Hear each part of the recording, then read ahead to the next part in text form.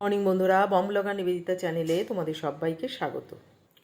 স্নান পুজো করে নিয়ে আমি একটু ওয়ার্কআউট করে নিলাম।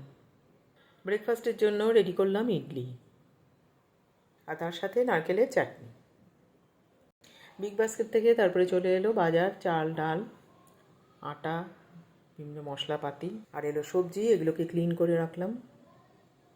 আর কর্ন, ড্রাগন ফ্রুটস আর একটা মাশরুমের প্যাকেট।